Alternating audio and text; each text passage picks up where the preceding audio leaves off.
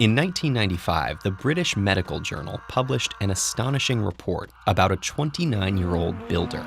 He accidentally jumped onto a 15-centimeter nail, which pierced straight through his steel-toed boot. He was in such agonizing pain that even the smallest movement was unbearable. But when the doctors took off his boot, they faced a surprising sight. The nail had never touched his foot at all. For hundreds of years, scientists thought that pain was a direct response to damage. By that logic, the more severe an injury is, the more pain it should cause. But as we've learned more about the science of pain, we've discovered that pain and tissue damage don't always go hand in hand, even when the body's threat-signaling mechanisms are fully functioning. We're capable of experiencing severe pain out of proportion to an actual injury, and even pain without any injury, like the builder, or the well-documented cases of male partners of pregnant women experiencing pain during the pregnancy or labor. What's going on here? There are actually two phenomena at play: the experience of pain and a biological process called nociception. Nociception is part of the nervous system's protective response to harmful or potentially harmful stimuli. Sensors in specialized nerve endings detect mechanical, thermal, and chemical threats. If enough sensors are activated, electrical signals shoot up the nerve to the spine and onto the brain. The brain weighs the importance of these signals and produces pain if it decides the body needs protection. Typically, pain helps the body avoid further injury or damage, but there are a whole set of factors besides nociception that can influence the experience of pain and make pain less useful.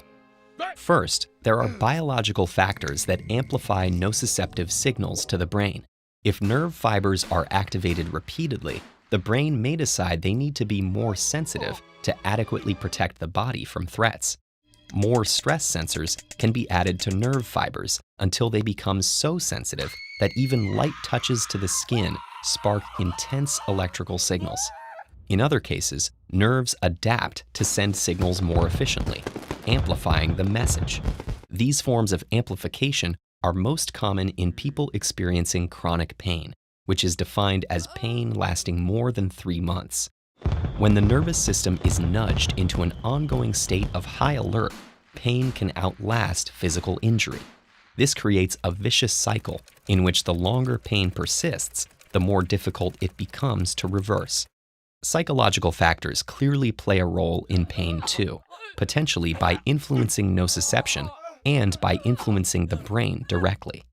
A person's emotional state, memories, beliefs about pain, and expectations about treatment can all influence how much pain they experience. In one study, children who reported believing that they had no control over pain actually experienced more intense pain than those who believed they had some control. Features of the environment matter too.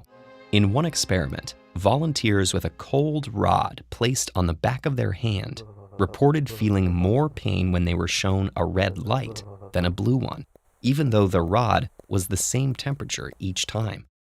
Finally, social factors like the availability of family support can affect perception of pain.